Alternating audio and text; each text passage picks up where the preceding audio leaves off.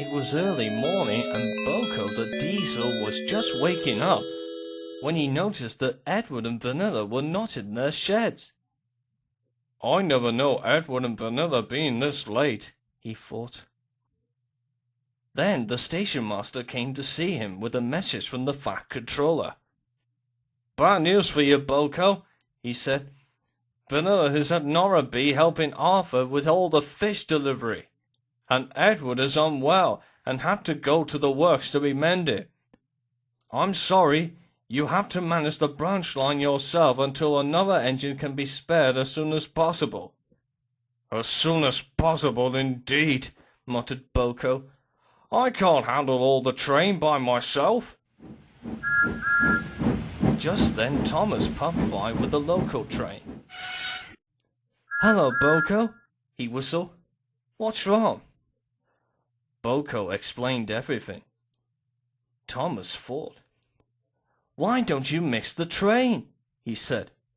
"Toby and I used to do that while taking quarry workers and stone trucks together." Boco wasn't so sure, but he knew Thomas had a point.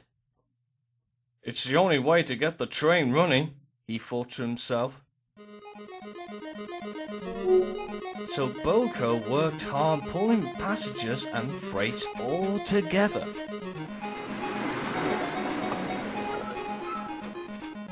But the passengers weren't pleased about the idea at all. "Why are we treating like stockings and wagons?" they grumbled. This made Boco feel very unhappy. Later that day, Boco went into the siding for a refuel. He was enjoying his drink when the foreman came up. "Salty had arranged your goods train to take back to Wellswood," he said. "Off you go." Boco was annoyed. "This is ridiculous," he groaned, and rolled away, only half full in his tank. He collected the trucks and set off back to Wellswood.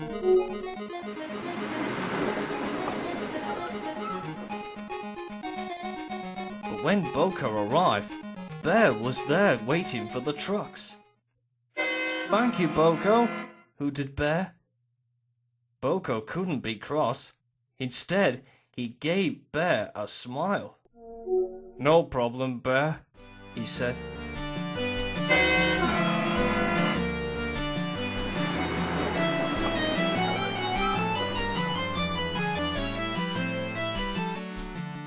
When Boco got back to the docks, the foreman was waiting for him. "Oh, now what?" he groaned. "You have to take a heavy goods train to Kelthorpe Road," said the foreman. "But can't I just refill my tank first, please?" asked Boco. "Sorry," said the foreman, "no time for that, but the train must be delivered to Kelthorpe now." Boco was coupled up to the train and pulled sadly away.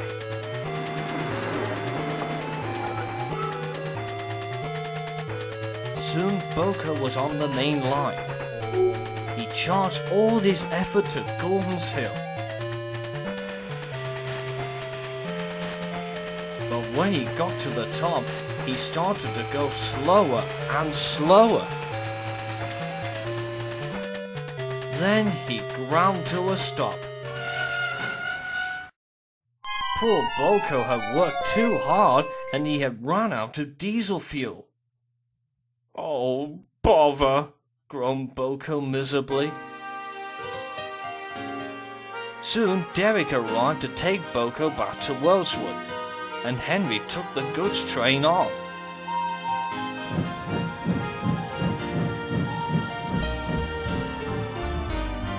While Boco was being refueled, Derek could see he looked unhappy.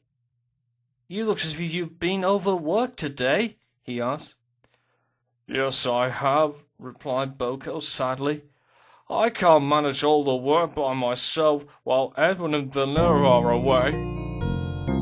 Derek felt very sorry and wished there was something he could do to help.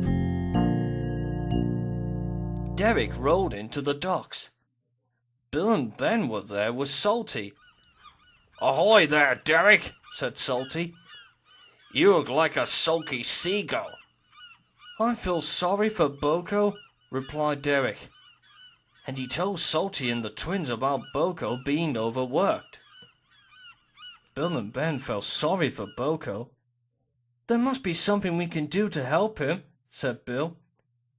"Maybe if we all do some of Boco's work," suggested Ben, "he won't have to do all the work himself." "That's a great idea, me hearties," smiled Salty. Derek agreed, and so does Cranky.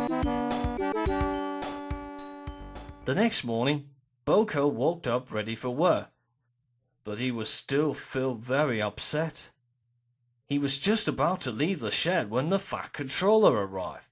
"Boco, I heard about you being working so hard yesterday," he said, "and I'm very pleased with you." "Thank you, sir," said Boco. "Have you found another engine to come and help me?"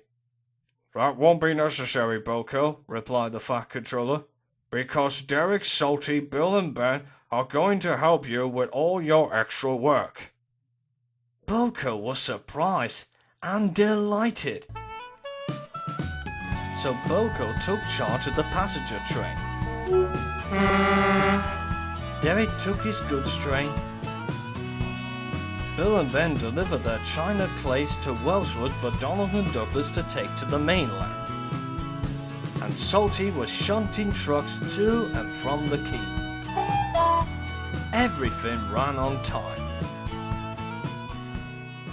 By the end of the day, Boco felt a lot better. "Thank you for all the help you gave me," he said to the others. "Not at all, Boco," replied Derek. "We used to tease you sometimes," said Bill. "But we don't like to see you working alone," said Ben. "Many hands make life work," said Salty. Boco laughed.